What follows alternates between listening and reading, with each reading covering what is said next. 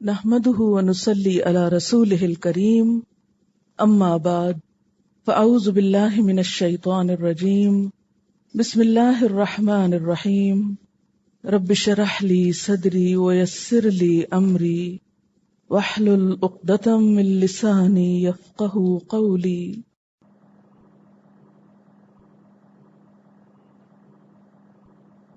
وما ارسلنا من قبلك الا رجالا نوحي اليهم من اهل القرى.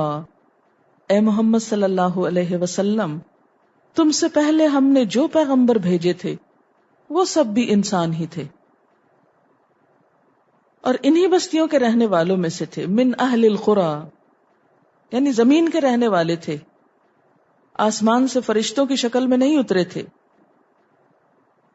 افلم یسیروا فی الارض، کیا پھر یہ زمین میں چلے پھرے نہیں؟ فینظروا، تو وہ دیکھتے. کیف کان عاقبۃ الذین من قبلہم، کیا ہوا، کیسے ہوا انجام ان لوگوں کا جو ان سے پہلے گزرے. ولدار الآخرۃ خیر للذین اتقوا، اور البتہ گھر آخرت کا بہتر ہے ان لوگوں کے لیے جو تقوی کریں. افلا تعقلون، کیا تم عقل نہیں رکھتے ہو، کیا تم سمجھتے نہیں ہو. حتی اذا استیأس الرسل، یہاں تک کہ جب مایوس ہو گئے رسول. کس سے؟ لوگوں سے.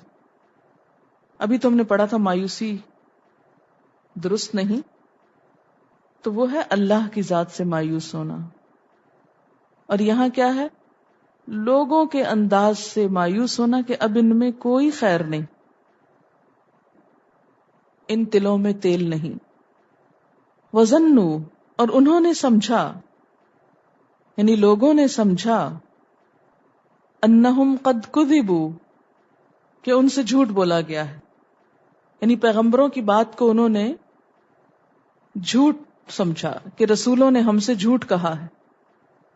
جاءہم نصرنا، آ گئی ان کے پاس. کن کے پاس؟ پیغمبروں کے پاس.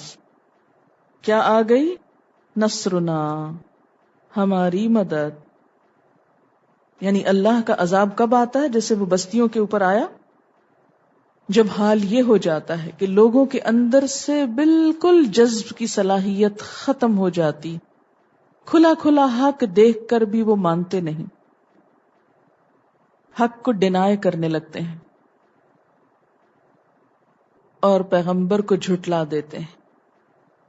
اور یہ وہی کرتا ہے نا جس میں عقل نہ ہو. جو تھوڑی سی عقل بھی استعمال کر لے اس کو حق سمجھ میں آنے لگتا ہے. فنجی من نشاء،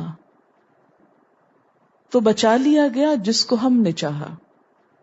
نجیا، بچا لیا گیا. ولا يرد بأسنا عن القوم المجرمین، اور نہیں پھیرا جاتا ہمارا عذاب مجرم قوم سے. کس کو بچایا گیا؟ اللہ نے کس کو بچایا عذاب سے؟ ہمیشہ پیغمبروں کو اور ان پر ایمان لانے والوں کو. اور مجرم قوم عذاب کے لپیٹ میں آ کر رہی. لقد كان في قصصهم عبرة لأولي الألباب، البتہ تحقیق ہے ان کے قصوں میں عبرت. کس کے لیے؟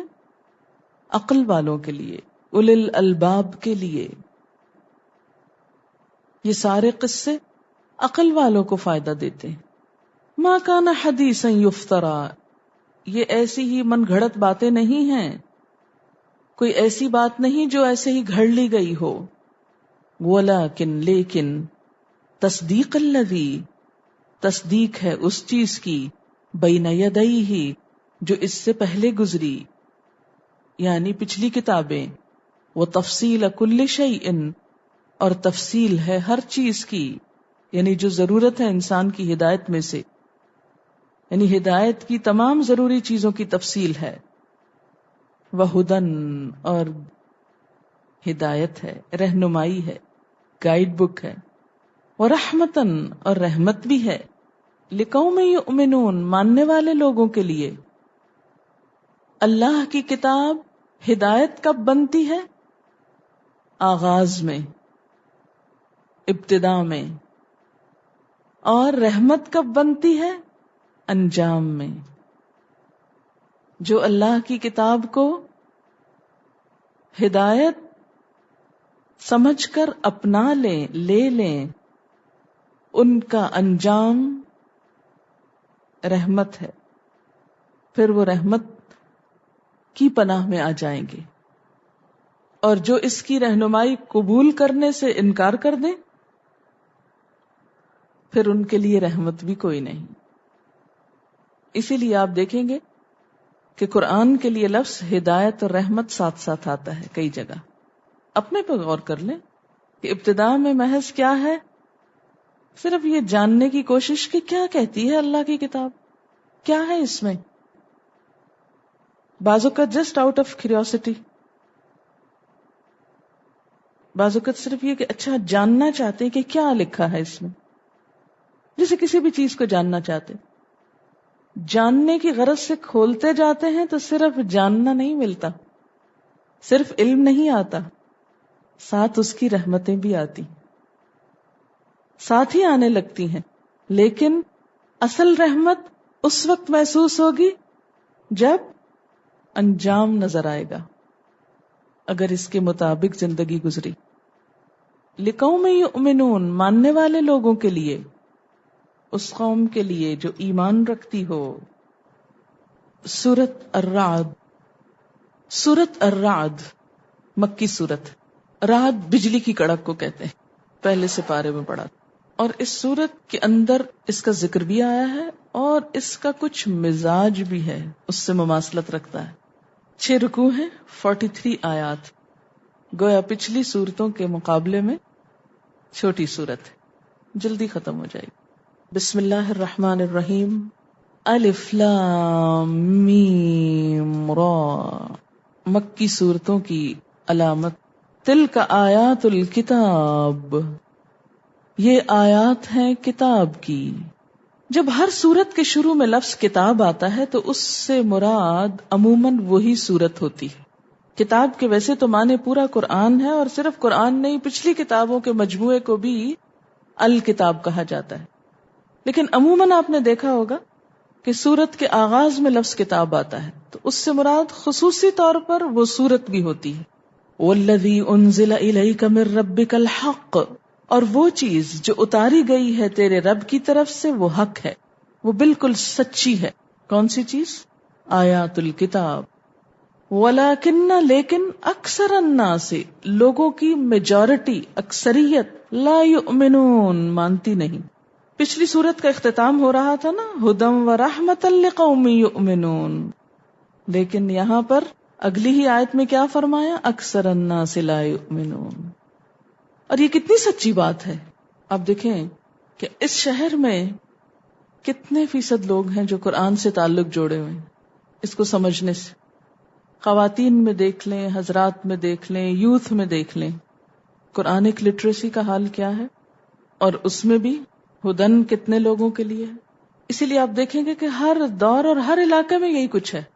اکثر الناس کیا کرتے ہیں؟ اس کی طرف توجہ نہیں دیتے. وہ کس میں الجھ جاتے ہیں؟ جو چیزیں سامنے نظر آ رہی ہوتی ہیں. مثلا عموماً بھی آپ دیکھیں ہم کیا کرتے ہیں کہ اگر کوئی خط لکھتا نا ہم کو، تو ہم اس کو دیر سے جواب دیتے ہیں بنسبت اس کے کہ جو سامنے آ کے بیٹھ کے بات کر کے چلا جاتا ہے نا. ایسا کیوں ہوا کہ جو سامنے ہے اس کو آپ پہلے جواب دیتے ہیں، جو خط ہے اس کو بعد میں دیتے ہیں، جو نظر نہیں آتا اس کو جواب بعد میں دیتے ہیں، جو نظر آتا ہے اس کو پہلے دیتے ہیں. تو زندگی میں ہر طرف یہی ہو رہا ہے.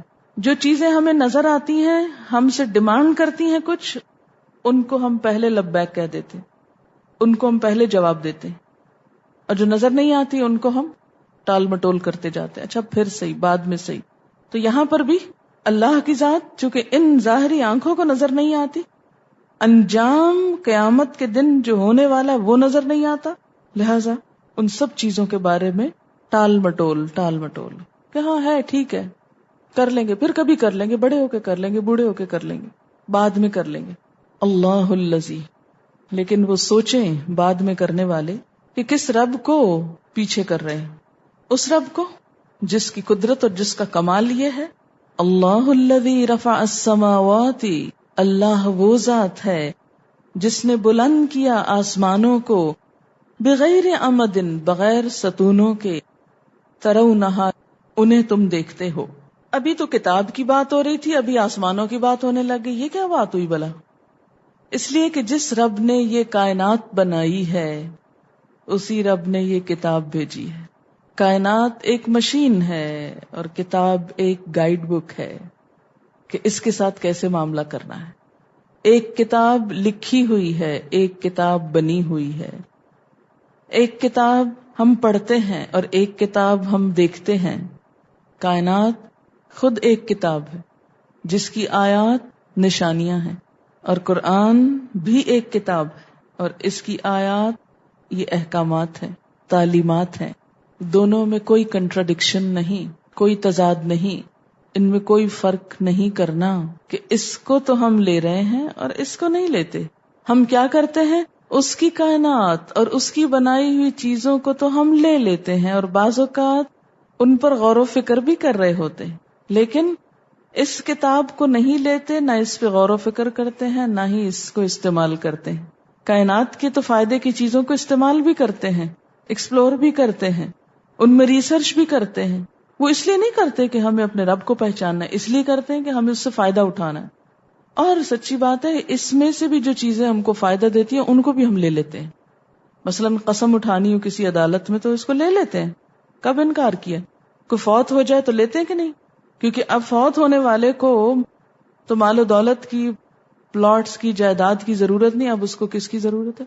قرآن کی. خود بےچارے کو ٹائم نہیں ملا زندگی میں، اس لیے سارے مل کے اس کو دے رہے ہوتے ہیں کہ اچھا لے جاؤ ساتھ. پہلے ہم تم کو دنیا کے تحفے دیتے تھے اور اب ہم تم کو یہ تحفہ دے رہے ہیں. تو جو چیز اس میں سے بھی ہماری دنیا کو فائدہ دے دیتی ہے اس کو ہم لے لیتے. کچھ آیتیں نکال کے ان کے وظیفے بھی بنا لیتے ہیں، کچھ صورتیں نکال کر ان کو دنیاوی مقاصد کے لیے بھی پڑھ لیتے ہیں. کوئی رزق کی برکت کے لیے، کوئی پریشانی دور کرنے کے لیے، کوئی شادی کے لیے، کوئی اور کسی کام کے لیے. اتنا پھر بھی لے لیتے ہیں اور وہ سبھی لے لیتے ہیں. اور اس میں تو بعض نان مسلمز بھی اس میں سے لے رہے ہیں. جی ہاں، لیکن جو لوگ تھوڑا فائدہ لیتے ہیں وہ خود کو نقصان پہنچا رہے ہیں. یہ تو زیادہ فائدہ دینے کے لیے آئی، یہ تو آپ کو صرف دنیا نہیں آخرت کا مالک بنانے کے لیے آئی ہے، اور تم اس سے صرف تھوڑے تھوڑے فائدے لیتے ہو، صرف دنیا کماتے ہو اس سے. گویا کائنات بھی اللہ کی طرف سے، زمین و آسمان بھی اسی کے، اور یہ کتاب بھی اسی کی. پھر ایک اور بات یہ ہے کہ اللہ تعالیٰ فرماتے اکثر الناس لا یؤمنون، اکثر لوگ نہیں مانتے. کس کو؟ اللہ کو.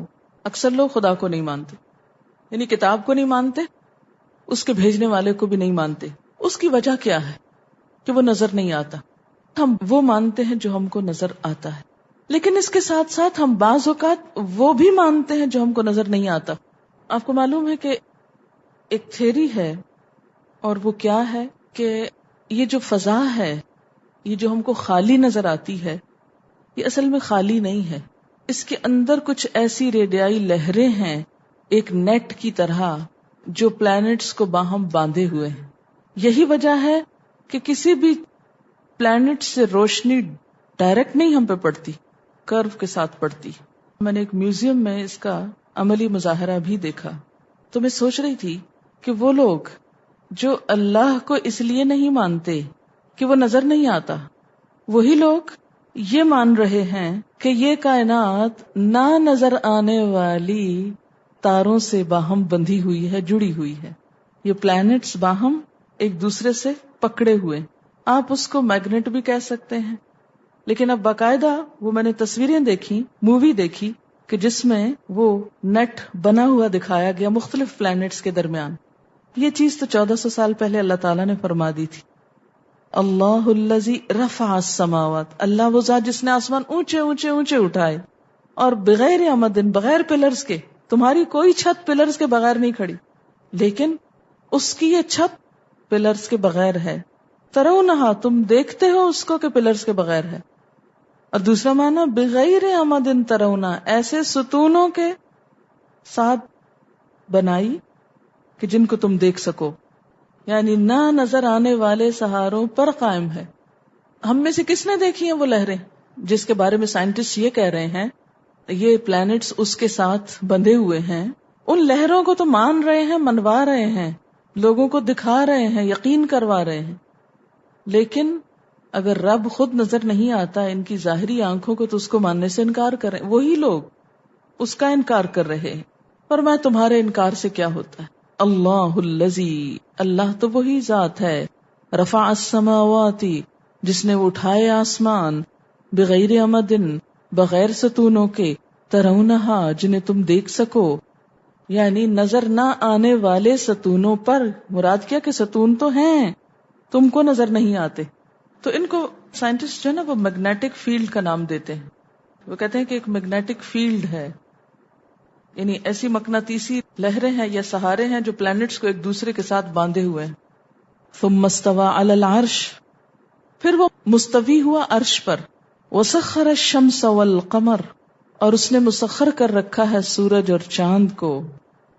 کل یجری لاجل مسمى، ہر ایک اپنے وقت مقرر تک کے لیے چل رہا ہے. جیسے سورۃ یاسین میں آپ پڑھتے ہیں والشمس تجری لمستقر لها ذلك تقدیر العزیز العلیم والقمر قدرناہ منازل. تو یہ کیا بتاتا ہے کہ ہر چیز اپنے مقرر راستے پر مقرر وقت تک کے لیے اپنے ڈیسٹینیشن تک چلتی چلی جا رہی. مسمع کا مطلب ہوتا ہے معلوم، یعنی اس کو پتا ہے، اس کو بتا دیا گیا ہے کب تک چلنا ہے. اجل کہتے ہیں وقت کو. اور یہ بھی آپ کہہ سکتے ہیں کہ قیامت تک اجل مسمع، یعنی قیامت تک چلتے رہیں گے. سورج اور چاند اپنی اپنی منزلوں پر رواں دواں ہیں.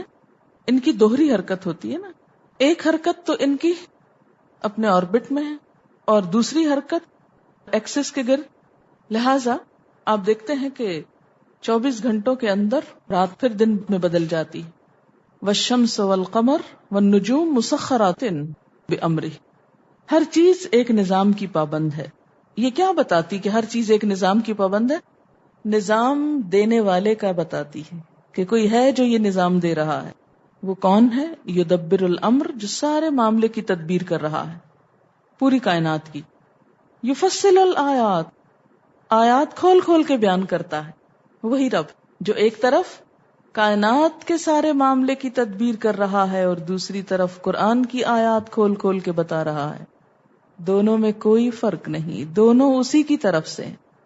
جس رب نے سورج چاند ستاروں کو تھام رکھا ہے، جس نے آسمانوں کو تھام رکھا ہے، وہی رب تمہاری ہدایت کے لیے قرآن بھیج کر اس کی آیات کی وضاحت فرما رہا ہے. یہ سب کچھ کیوں کر رہا ہے؟ لعلکم، تاکہ تم کیا کرو؟ بلقاء ربکم توقنون، اپنے رب کی ملاقات کا یقین کرو. وہو الذی مد الارض، اور وہ اللہ وہ ذات ہے جس نے زمین کو پھیلا دیا ہے. مد کس کو کہتے ہیں؟ لمبا کرنے، لمبا کر دیا ہے. وَإِذَا الْأَرْضُ مُدَّتْ، اور جب زمین کھینچی جائے گی یعنی پھیلا دی جائے گی. اب دیکھیں کہ زمین پھیلی ہوئی نظر آتی، اگرچہ وہ کیا ہے؟ بیضوی ہے. گول نہیں ہم کہہ سکتے زمین گول ہے، گول نہیں ہے، راؤنڈ نہیں ہے شیپ میں، بلکہ کیا ہے؟ اوول. اچھا، اب تک لوگوں کے منہ پہ یہ چڑھا ہوا نا زمین گول ہے، کتنا محاورہ بولتے ہیں، حالانکہ وہ گول نہیں ہے، پھر بھی ہم سچ کہتے ہیں، ان کو سچ کہہ رہے ہیں، اوول ہے. اچھا، تو اللہ تعالیٰ نے اس کو پھیلا رکھا ہے. اب پھیلانا ایک کیا ہے کہ آپ چلتے جائیں، جہاں مرضی چلتے جائیں، وہ آپ کو سیدھی پھیلی ایسے نظر آتی جیسے کارپٹ پھیلایا ہوا یا چٹائی کوئی پھیلائی ہوئی ہے. اور دوسرا کیا ہے؟ اوول شیپ جبھی بنتی ہے کسی چیز کی جب اس کو ذرا پھیلایا جاتا ہے. مد الارض، پہلے آسمان پہ غور کرایا، اب زمین پہ غور کرایا. اوپر دیکھو، اب نیچے دیکھو. اور زمین کے ساتھ کیا کیا؟ وجعل فیہا رواسیا، وہاں کیلیں ٹھونک دی، پہاڑ بنا دیے. رواسی راسیہ کی جمع ہے. آپ دیکھیں کہ رواسی کا لفظ جو ہے نا یہ بھی بڑا میننگ فل ہے. راسیتن کی جمع ہے، اس کا روٹ ہے رے سین واو، رسوف. ایک جگہ دھری رہنے والی، ایک جگہ رکھی رہنے والی، چولہے پر ٹکا کے رکھنے والی. جیسے دیگ چولہے پہ چڑھا دیے جاتے ہیں، دیگ کو راسیہ بولتے ہیں. تو ٹھہرے ہوئے پہاڑوں کے لیے کیا ہے؟ رواسیہ. اس کے برعکس گلیشیئرز بھی تو پہاڑ ہیں نا برف کے. لیکن ان کو رواسی نہیں بولتے. یعنی صرف پہاڑ کے لیے، خالی پہاڑ کے لیے لفظ نہیں، وہ پہاڑ جو زمین کے اندر کیل کی طرح ٹھکا ہوا ہے. دیکھو کس طرح تمہارے لیے پہاڑ بنائے، وہ انہارا اور نہریں بنائیں، اور اس طرح ایک بیلنس قائم کیا. اگر پہاڑ نہ ہوتے تو نہروں کا پانی اس طرح نہروں میں نہ کنٹرول ہوتا. زمین کے کچھ حصے جب ابھر گئے تو کچھ جھک گئے، اور جھکے ہوئے حصوں میں پانی ٹھہر گیا. اب آپ دیکھیں یہ سمندر جو ہے یہ ایک طرح سے جھکے ہوئے حصے میں ہے. اگر یہ اونچے حصے میں ہوتا تو وہاں نہ رہتا، آگے آ جاتا. لیکن کیا ہے، وہ جس حصے میں ہے وہ اندر کو ہے. جیسے ایک بال ہوتا ہے نا، تو آپ دیکھیں کہ اگر اس کو آپ پریس کریں تو کیا ہوتا ہے، ایک جگہ سے پچک جائے گا اور دوسری جگہ سے اٹھ جائے گا، پھر آپ اس کو ہلا ہلا کے بیلنس کرتے رہتے، پھر وہ کہیں اور سے پچک جاتے. تو یہ کیا ہے کہ جب کوئی چیز ایک طرف سے اٹھتی ہے تو لازمی نتیجہ ہے دوسری طرف سے پچکے. جیسے سی سا ہوتا ہے نا، دوسرا اٹھ نہیں سکتا جب تک پہلا بیٹھے نہ. تو یہاں پہ کیا فرمائے، رواسی اور انہار کا ذکر ساتھ ساتھ. کتنی حکمت کی بات ہے، کتنی سائنٹیفک بات ہے یہ، کہ ایک طرف پہاڑ اٹھائے، دوسری طرف نہریں زمین سے نکالی، دریا اور سمندر بنائے. وَمِن كُلِّ الثَّمَرَاتِ، اور ہر قسم کے پھلوں میں سے. جَعَلَ فِيهَا زَوْجَيْنِ اثْنَيْنِ، اس نے کیا کیا، جوڑے بنائے. زوج اسپاؤس کو کہتے ہیں، زوجین دو جوڑے، یعنی دو جوڑے سے مراد دو پیئرز نہیں ہیں، دو اسپاؤس ہیں. اثنین دو دو، یعنی ہر چیز کو دو دو میں پیدا کیا، یہ مراد ہے. کہاں بنائے، فیہا زمین میں. اچھا یہ کیوں بنائے، کیونکہ پودے کی نسل آگے بڑھنے کے لیے ضروری ہوتا ہے کہ ایک میل اور ایک فیمیل ہو. بعض کیا اسی درخت کے اندر ہی دونوں سسٹم ہوتے ہیں اور بعض کے الگ الگ ہوتے ہیں. ویسے ایک پپیتے کا درخت اگائیں تو اس سے پھل نہیں آئے گا. یغشی اللیل النہار، ڈھانپ دیتا ہے رات کو دن پر، یعنی وہ اللہ رات کو دن کے اوپر لپیٹ دیتا ہے تو اندھیرا ہو جاتا ہے، ریپ کر دیتا ہے، دن کو چھپا دیتا ہے. اور اگر آپ کبھی جہاز سے شام ہوتی دیکھیں تو واقعی ایسا لگتا ہے کہ جیسے کوئی چیز اوپر کور کی جا رہی ہے. کیونکہ پتہ کیا ہوتا ہے، یہ جہاز کی بات میں اس لیے کر رہی ہوں کہ اگر آپ کبھی بھی موقع ملے تو غور کیجیے. کیونکہ اکثر میں جب غور کر رہی تھی باہر تو میں لوگوں کو دیکھ رہی تھی کہ کیوں نہیں دیکھتے باہر، یہ دیکھے نا، ان کو اللہ کی قدرت نظر آئے گی. لیکن کوئی سو رہا ہوتا ہے، کوئی کھا رہا ہوتا ہے، کوئی اخبار پڑھ رہا ہوتا ہے. بہت کم لوگ ہوتے ہیں کہ جو ادھر کو دیکھیں. تو آپ دیکھیں گے کہ اس وقت غور کرنے کی بات یہ ہوتی ہے کہ مثلاً آپ مشرق کی طرف دیکھیں تو وہاں اچھی بھلی روشنی ہوتی، یعنی ایک کھڑکی سے دیکھیں تو روشنی ہے، دوسری کھڑکی سے دیکھیں نیچے تو بستیاں اندھیرے میں ڈوبی ہوئی نظر آتی، ادھر روشنی نظر آ رہی ہے لیکن اس کے اوپر کپڑا آ گیا جیسے. تو بالکل ایسا ہی سین محسوس ہوتا ہے. یغشی، ڈھانپ دی، اس نے ان کو ڈھانپ دیا لیکن ابھی ادھر روشنی، جو وہ روشنی آگے جائے گی وہاں بھی ڈھانپتا چلا جائے گا. اور سونے کے لیے، آرام کے لیے، سکون کے لیے ڈھانپنے کی ضرورت ہوتی. یہ سکون کا بھی احساس دیا. یغشی اللیل النہار، ڈھانپتا ہے رات کو دن پر. ان فی ذلک لآیات، بے شک اس میں البتہ نشانیاں ہیں. کس کے لیے؟ لقوم یتفکرون، ان لوگوں کے لیے جو غور و فکر کرتے ہوں. کس میں؟ کائنات میں. اور کیا نتیجہ نکالتے ہوں کہ یہ سب کچھ اللہ کی بامقصد منصوبہ بندی ہے. یہ سب کچھ خود سے خود نہیں ہو رہا، ایک زبردست پلاننگ ہے یہ. اچھا یہ جو پھلوں کے جوڑے ہیں نا، اس کا ایک اور معنی بھی ہو سکتا ہے.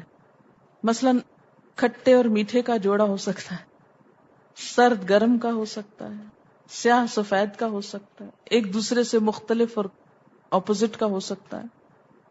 وفی الارض، اور زمین میں. ابھی زمین پہ دوبارہ غور کے لیے کہا جا رہا ہے کیونکہ زمین قریب ہے نا ہمارے. اور زمین میں قطع ٹکڑے ہیں، قطعے ہیں.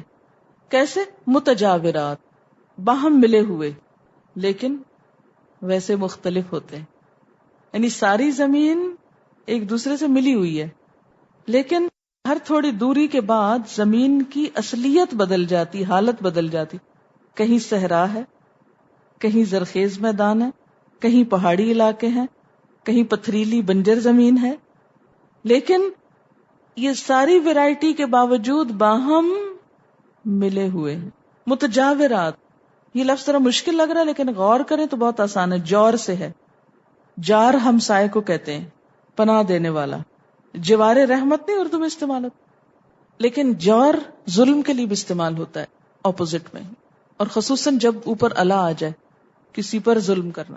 جارا الا, یہ حصے زمین کے مختلف ہونے کے باوجود کیا ہیں, ایک دوسرے سے قریب ہیں, جڑے ہوئے ہیں. ایک زرخیز ہے, دوسرا شور ہے. کسی زمین میں بہت اچھا پھل پیدا ہوتا ہے اور کسی میں بہت خراب. کسی میں ذائقہ اچھا ہے اور کسی میں خراب. کسی زمین کے پھلوں کی خوشبو ہی بہت عمدہ ہے اور کہیں اور وہی پودا اگائیں تو پھولوں میں خوشبو ہی نہیں آتی. مثلاً آپ دیکھیں کہ یہاں پر گلاب کی کتنی اچھی خوشبو آتی, لیکن جو گلاب امپورٹ ہو کے آتا ہے, ہم نے دیکھا ہوگا کہ دیکھنے میں بہت خوبصورت بعض اوقات نظر آتا ہے مگر اس کی خوشبو نہیں. دیکھنے میں گلاب ہے لیکن یہ رنگ مختلف ہے لیکن خوشبو بھی مختلف.